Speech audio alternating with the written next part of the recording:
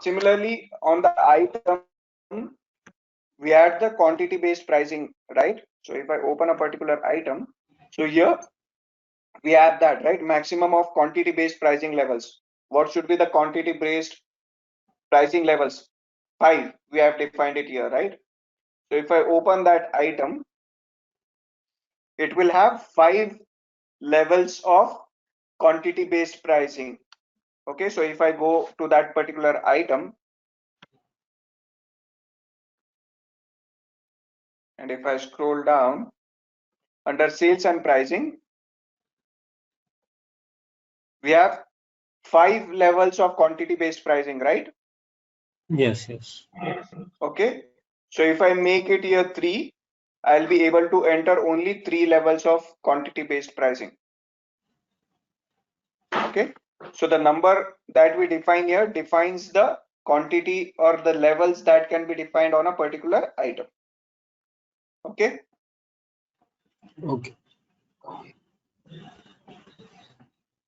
Similarly, allow quantity discounts per price level on schedules or not. So there are various schedules that can be defined. So in case if you want that price levels or discounts depending on the quantity, you can define that. Similarly, include reimbursements in sales and forecast reports or not, whether we want. So whenever there are any forecast reports, so in case if we do any reimbursements or whether we have any shipping charges applied, whether that should be included in the forecast reports or not, this is defined here.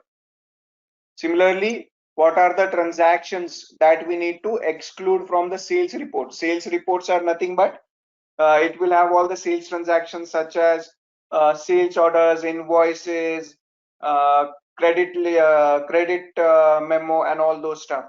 So in case if we don't want the sales orders to be there in the sales report, I only want the invoices and credit limits, credit memos. So we can select the transactions that should be excluded from the sales report. Similarly, what are the transactions that should get you can say excluded from the forecast reports? That can be defined here. Charge based billing, this is a part of another module, so we'll not go through that, but we'll go through the inventory related stuff.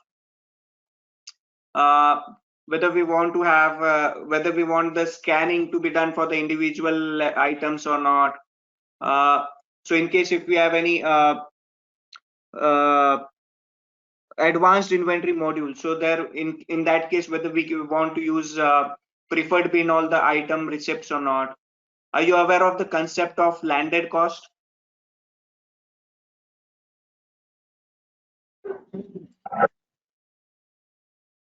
No. Not really, not the taxes, but for example, I want to buy a chair, right? So the cost of that chair is say 1,000 rupees. Okay, but it might also include, or it might also require some freight charges, maybe say 50 rupees. It might also require some handling charges, maybe say 20 rupees. Okay, so the cost of that item is 1,000 rupees, but I also had paid 70 rupees extra for its freight and handling. So it defines whether my cost of that particular chair should be 1,000 rupees or it should be 1,070. So if we want that to be shown as 1,070, then we can apply the landed cost for a particular item. So that is nothing but, in case if we apply landed cost for a particular item, whether we want that to be included in the last purchase price for a particular item. So in that case, if we want, we can check this particular checkbox. Similarly, whether we want the lot numbered items to be printed on the transactions by quantity, we can check these checkboxes. Similarly, the cost category, there are various cost categories. Okay, these can be selected on the item as well, whether we want the costing method should be average, FIFO, LIFO, or standard. Do you understand what do we mean by that?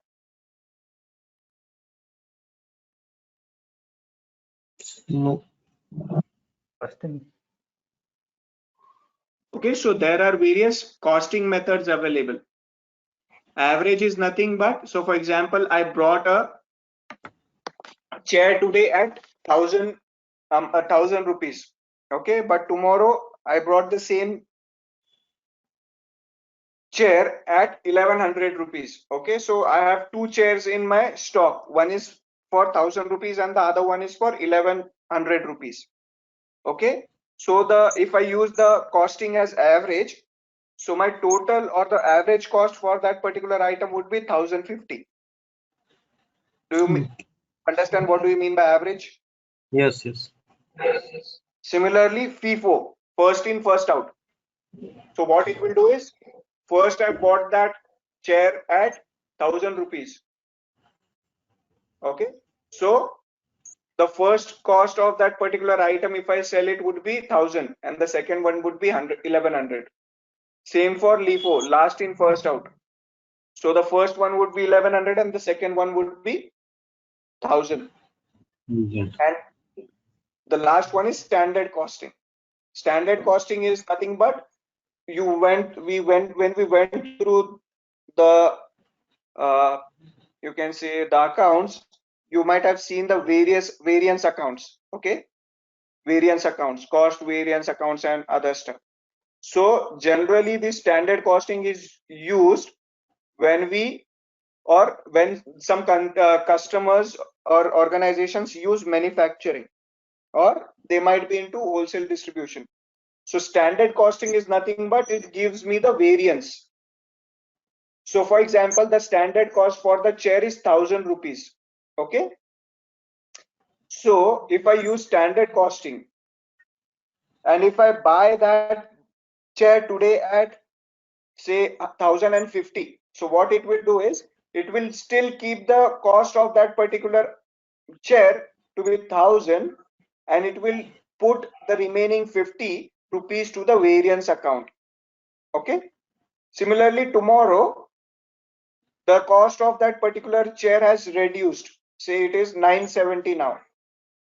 So what it will do is it will still keep the standard cost of that particular item to be, or chair to be 1,000, and it will put the minus 30 to the variance account.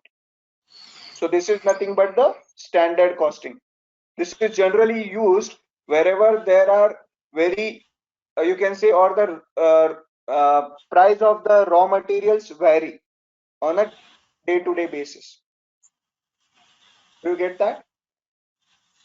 Yes, yes. No issue. Okay, so do you get what are the costing methods? Yes. Average, FIFO, LIFO, and standard.